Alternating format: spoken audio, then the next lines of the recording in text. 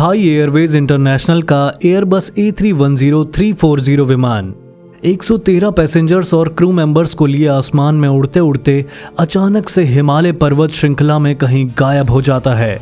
Investigation शुरू होती है और कई साल बाद इस प्लेन का मलबा एक ऐसी जगह पर मिलता है जहां इसको होना ही नहीं चाहिए था।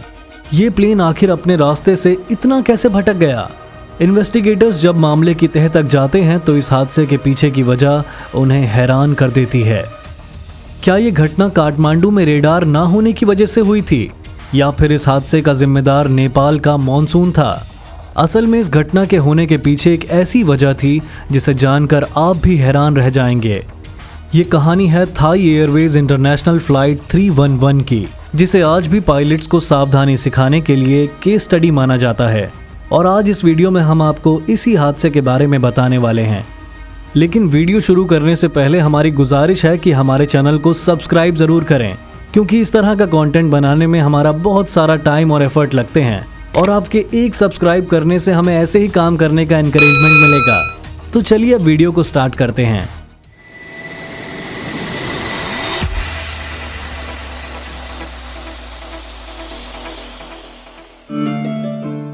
इकतीस जुलाई 1992 का वो दिन। सुबह के समय थाई एयरवेज इंटरनेशनल की फ्लाइट 311 उड़ान भरने के लिए तैयार होती है।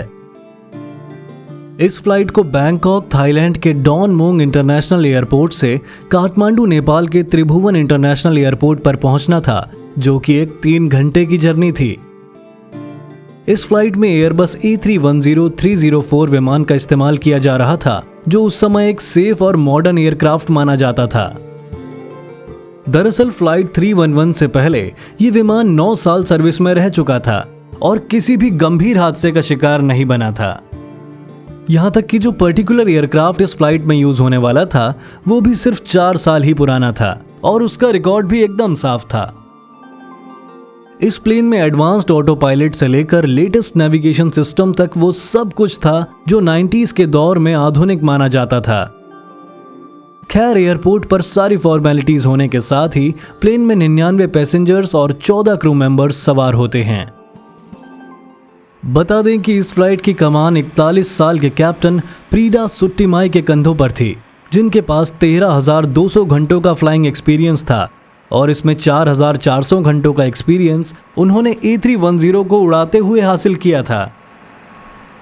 कैप्टन के साथ कॉकपिट में 52 साल के फुनथाट बोनीये एज अ को पायलट मौजूद थे, जो उस समय 14,600 घंटों का फ्लाइंग एक्सपीरियंस रखते थे और उन्होंने A310 विमान को उड़ाते हुए 4,200 घंटों का एक्सपीरियंस हासिल किया हुआ था। अब ऑन पेपर तो हमें दोनों पायलट्स में कोई कमी नजर नहीं आ रही है, लेकिन पर्दे के पीछे की कहानी कुछ और ही थी। दरअसल कैप्टन प्रीडा सुट्टीमाई पर कई बार यह आरोप लग चुका था कि वो एयरलाइन के टॉप ऑफिशियल्स की मदद से और समय से पहले प्रमोट किए जाने की वजह से कैप्टन बने हैं, जबकि फुनथाट बोनीये के करियर पर नॉट कैप्टन मटेरियल का ठप्पा लगा हुआ था। बहरहाल सारी फॉर्मेलिटीज पूरी होने और सभी पैसेंजर्स के बोर्ड होने के बाद फ्लाइट 311 सुबह 10:30 बजे टेक ऑफ कर जाती है।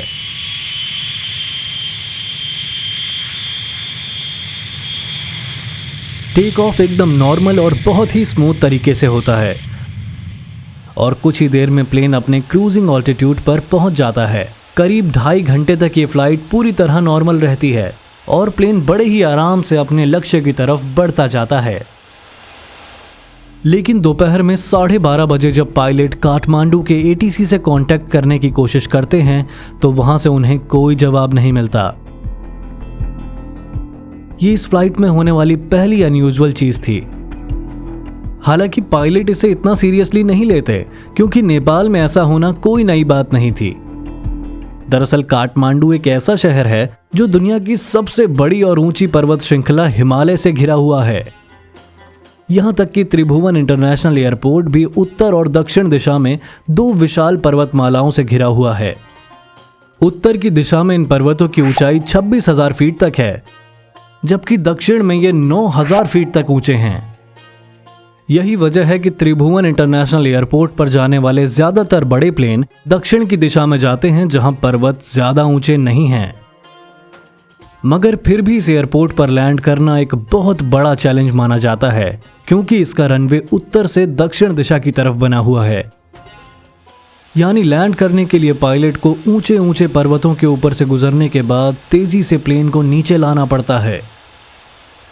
इन पर्वतों की वजह से कई बार प्लेन और एटीसी के बीच रेडियो कम्युनिकेशन स्थापित करना बहुत मुश्किल हो जाता है, और यही चीज इस समय 311 के पायलट फेस कर रहे थे।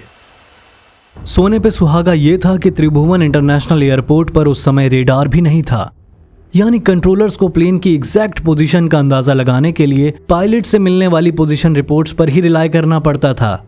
इस सब के अलावा ये समय नेपाल के मॉनसून सीजन का पीक था, जिसकी वजह से हर जगह तेज बारिश हो रही थी और कॉकपिट से घने बादलों के अलावा और कुछ दिखाई नहीं दे रहा था। कुछ देर कोशिश करने के बाद आखिरकार पायलट एटीसी से कांटेक्ट करने में कामयाब हो जाते हैं और उन्हें सिएरा VOR सर्कलिंग अप्रोच के जरिए लैंडिंग करने का क्लियरेंस मिल जाता है। लेकिन कैप्टन इस क्लियरेंस से बिल्कुल खुश नहीं होते। Roger okay, it's raining over the field. असल में सिएरा VOR सर्कलिंग अप्रोच का मतलब ये था कि प्लेन को एयरपोर्ट का एक चक्कर लगाकर उत्तर दिशा से रनवे 20 पर लैंड करना था, मगर खराब मौसम और पुअर विजिबिलिटी की वजह से कैप्टन इस अप्रोच के साथ आगे बढ़ने में बिल्कुल खुश नहीं थे। यहां तक कि वो एटीसी से अपने ऑल्टरनेट एयरपोर्ट जो कोलकाता में था वहां पर लैंड करने के लिए फ्यूल की रिक्वायरमेंट कैलकुलेट करने को भी कहते हैं। लेकिन इससे पहले कि पायलट्स को इसकी जानकारी मिल पाए, एटीसी की तरफ से हवा का रुख बदल जाने का अपडेट मिलता है और इस नई अपडेट के साथ उन्हें स्ट्रेट इन सिएरा अप्रोच के साथ रनवे 02 पर लैंड करने का क्लियरेंस मिल जाता है। सावधानी बहुत ही जरूरी है, फिर चाहे वो हवाई यात्रा हो या आपके घर की सुरक्षा। इसलिए हमारे आज के वीडियो के स्पॉन्सर हैं D3D security system and CCTV camera. D3D security system को आसानी से सिर्फ 10 मिनट में इंस्टॉल कर सकते हैं और पलक झपकते ही आपके परिवार को दे सकते हैं एक ऐसा सिक्योरिटी गार्ड जो हर वक्त उनकी सुरक्षा और हिफाजत के लिए तैयार है। D3D सिक्योरिटी सिस्टम के सेंसर्स आपके घर में इंफ्रारेड रेस का ऐसा अचूक सुरक्षा चक्र बनाते हैं जिसके कारण कोई भी अनजान आदमी आपकी परमिशन के बिना घर में दाखिल नहीं हो सकता। इसी के साथ डिस्क्रिप्शन में हम आपको एक स्पेशल कूपन कोड भी दे रहे हैं जिसका उपयोग करके आप स्पेशल डिस्काउंट भी पा सकते हैं। और आइए इसी के साथ वापस आते हैं अपनी केस स्टडी पर। लैंडिंग की ये अप्रोच काफी सिंपल थी। इसमें पायलट को पहले अपना प्लेन रोमियो नाम के एक वे पॉइंट पर ले जाना था जो दक्षिण की दिशा में रनवे से 75 किलोमीटर दूर था और उसके बाद पर्वतों को पार करके उन्हें अपना ऑल्टीट्यूड कम करते हुए एक बिल्कुल सीधी लाइन में रनवे की तरफ बढ़ना था। इसी पाथ को फॉलो करते हुए बहुत ही सावधानी से रोमियो वे पॉइंट पर पहुंचने के बाद प्लेन को रनवे की तरफ अलाइन करके पायलट्स फ्लैप्स को लो करना स्टार्ट करते हैं। इस अप्रोच में उन्हें फुल फ्लैप्स की ज़रूरत थी ताकि नीचे आते हुए प्लेन की स्पीड पर काबू रखा जा सके। लेकिन जैसे ही वो फ्लैप्स को लो करते हैं तो फ्लैप्स एक पॉइंट पर आकर अटक जाते हैं। अब बिना फ्लैप्स के इस एयरपोर्ट पर लैंड करना इम्पॉसिबल था। पायलट्स इस प्रॉब्लम के बारे में तुरंत ही एटीसी को बताते हैं और साथ ही कोलकाता के लिए डाइवर्जन की भी मांग करते हैं।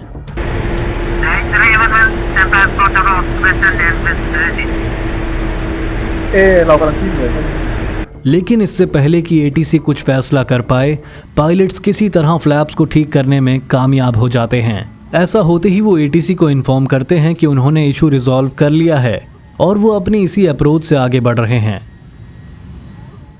इस समय तक प्लेन और एयरपोर्ट के बीच की दूरी सिर्फ 20 किलोमीटर रह जाती है, लेकिन फ्लैप्स देर से खुलने की वजह से प्लेन रिक्वायर्ड ऑल्टीट्यूड से काफी ज्यादा ऊंचाई पर होता है। यहां से रनवे पर लैंड करना काफी मुश्किल था, इसलिए पायलट्स तुरंत ही एटीसी से कांटेक्ट करके रोमियो वे पॉइंट पर वापस जाने और लैंडिंग अप्रोच को दोहराने की परमिशन मांगते हैं। लेकिन एटीसी की तरफ से उन्हें कोई भी रिस्पॉन्स रिसीव नहीं होता। कुछ पल रुककर वो फिर से कांटेक्ट करते हैं, लेकिन कोई जवाब नहीं आता।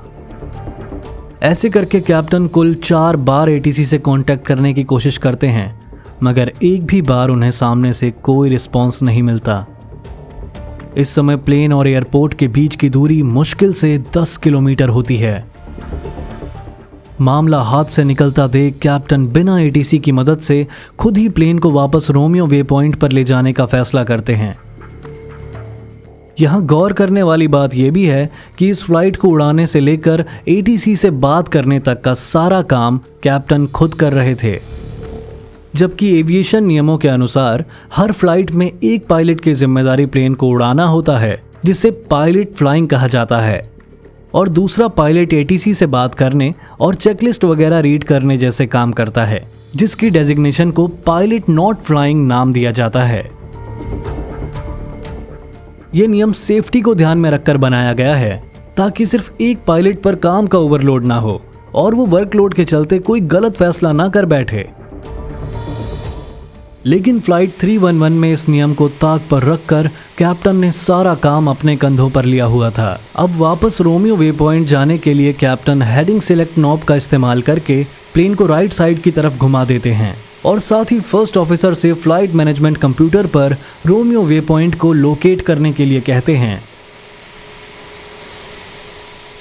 क्योंकि प्लेन से बाहर देखने पर घने बादलों के अलावा उन्हें कुछ भी नजर नहीं आ रहा था। प्लेन को टर्न कराने के साथ ही वो इसका ऑल्टीट्यूड बढ़ाना भी स्टार्ट कर देते हैं। लेकिन इसी बीच एटीसी से उनकी बात होती है, जो उन्हें प्लेन का ऑल्टीट्यूड वापस घटाने के लिए कहता है, क्योंकि उसी समय 18,000 फीट की ऊंचाई पर एक दूसरा प्लेन वहां से गुजरने वाला था। इतना सुनते ही कैप्टन अपने प्लेन का ऑल्टीट्यूड वापस कम करना शुरू कर देते हैं। इस समय कॉकपिट में बहुत कुछ चल रहा होता है। एक तरफ कैप्टन प्लेन के ऑल्टीट्यूड को घटाने, बढ़ाने और एटीसी से बात करने में बिजी होते हैं, साथ ही उन्हें पास से गुजर रहे दूसरे प्लेन की भी फिक्र होती है। और दूसरी तरफ first officer Romeo way point को खोजने में व्यस्त होते हैं। इस सब के बीच दोनों पायलट ये पूरी तरह भूल जाते हैं प्लेन अभी भी राइट साइड की तरफ मुड़ रहा है। दरअसल रोमियो वे पॉइंट पकड़ने के लिए इन्हें प्लेन को 180 डिग्री घुमाना था, लेकिन इस भूल के कारण प्लेन पूरा 360 डिग्री घूम जाता है। दोनों पायलट इस बात से पूरी तरह अनजान होते हैं कि उनका प्लेन दुनिया की सबसे बड़ी पर्वत श्रृंखला हिमालय की तरफ बढ़ रहा है, क्योंकि कॉकपिट से बाहर घने बादलों के अलावा उन्हें कुछ दिखाई नहीं देता।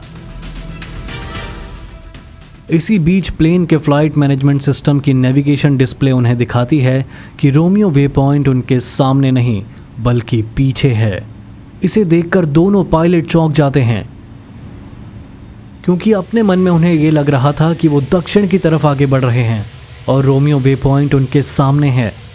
इसके बाद पूरे 6 मिनट का समय दोनों पायलट नेविगेशन डिस्प्ले के इस एरर को समझने में बिता देते हैं, जो सही मायनों में कोई एरर था ही नहीं।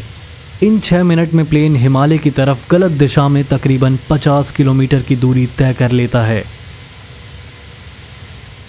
इसी बीच एयर ट्रैफिक कंट्रोलर कैप्टन से उनकी लोकेशन पूछता है, जिसके जवाब में कैप्टन बताते हैं कि वो एयरपोर्ट से 5 मील की दूरी पर हैं। ये सुनकर कंट्रोलर हैरान रह जाता है, क्योंकि अभी कुछ मिनटों पहले ही प्लेन रोमियो वे पॉइंट की तरफ निकला था, जिसके हिसाब से उसे एयरपोर्ट से कम 50 किलोमीटर दूर होना चाहिए था। ये एक बहुत बड़ा साइन था, जिससे कैप्टन को समझ जाना चाहिए था कि वो गलत दिशा में आगे बढ़ रहे हैं, लेकिन वो इस पर ध्यान तक नहीं देते। कुछ ही देर में फर्स्ट ऑफिसर का ध्यान नेविगेशन डिस्प्ले पर जाता है, जो ये दिखा रही थी कि प्लेन उत्तर दिशा में आगे बढ़ रहा है।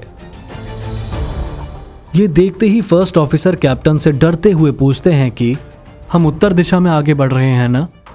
कैप्टन के टेम्परामेंट को देखते हुए फर्स्ट ऑफिसर ने सवाल बहुत ही आराम से बिना कोई जोर दिए पूछा था, क्योंकि उन्हें डर था कि कहीं कैप्टन उन्हें डांट ना दें।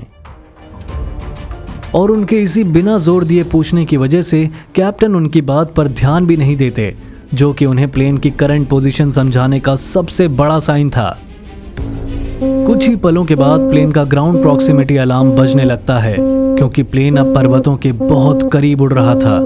कैप्टन को लगता है कि एक फॉल्स अलार्म है, इसलिए वो इस पर ध्यान नहीं देते। फर्स्ट ऑफिसर कैप्टन को टर्न अराउंड के लिए कहते हैं, लेकिन कैप्टन ये सोचकर उनकी बात को अनसुना कर देते हैं कि वो दक्षिण की तरफ सही दिशा में आगे बढ़ रहे हैं। दुर्भाग्य से इस अलार्म के बजने के ठीक 16 सेकंड बाद ये प्लेन एक विशाल पर्वत से जा टकराता है। बादलों की वजह से पायलट्स को हिलने का भी समय नहीं मिलता और प्लेन पलक झपकते ही छोटे छोटे टुकड़ों में टूटकर बिखर जाता है। प्लेन में मौजूद 99 पैसेंजर्स और 14 क्रू मेंबर्स समेत सभी की मौके पर ही मौत हो जाती है। इस हादसे के होने के बाद कई दिनों तक इस प्लेन की तलाश चलती है, क्योंकि कैप्टन के अनुसार प्लेन दक्षिण की तरफ जा रहा था, लेकिन उस एरिया में खोजबीन करके प्लेन का कोई नामो निशान नहीं मिलता। आखिरकार कई दिनों के बाद पहाड़ी इलाके में रहने वाले लोकल लोग इस हादसे के होने की खबर ऑफिशियल्स तक पहुंचाते हैं और तब जाकर इस प्लेन का मलबा मिल पाता है। कॉकपिट वॉइस रिकॉर्डर को सुनने के बाद इन्वेस्टिगेटर इस नतीजे पर पहुंचते हैं कि लॉस ऑफ सिचुएशनल अवेयरनेस इस हादसे के होने की सबसे अहम वजह थी। साथ ही कैप्टन का एटीट्यूड, एटीसी और फर्स्ट ऑफिसर के प्रति उनका बिहेवियर, उनका टेम्परामेंट और फर्स्ट ऑफिसर को कम आंककर सारे काम खुद करने की जिद ने यह हादसा होने में अहम रोल निभाया। इसके अलावा A310 विमान की नेविगेशन डिस्प्ले पर दिशाओं के नाम लिखे होने की जगह सिर्फ नंबर्स का लिखा होना भी हादसे के होने का अहम कारण माना गया। अगर डिस्प्ले पर नंबर्स की जगह दिशाओं के नाम या लेटर्स लिखे हुए होते तो शायद कैप्टन ये पहले ही समझ जाते कि प्लेन गलत दिशा में आगे बढ़ रहा है। खैर, इस हादसे को हुए 32 साल बीत चुके हैं, लेकिन आज भी इस इंसिडेंट को प्लेन कैसे नहीं उड़ाना चाहिए इस चीज के लिए केस स्टडी माना जाता है। बाकी दोस्तों, हमारी आज की वीडियो में बस इतना ही। वीडियो अंत तक देखने के लिए बहुत बहुत धन्यवाद।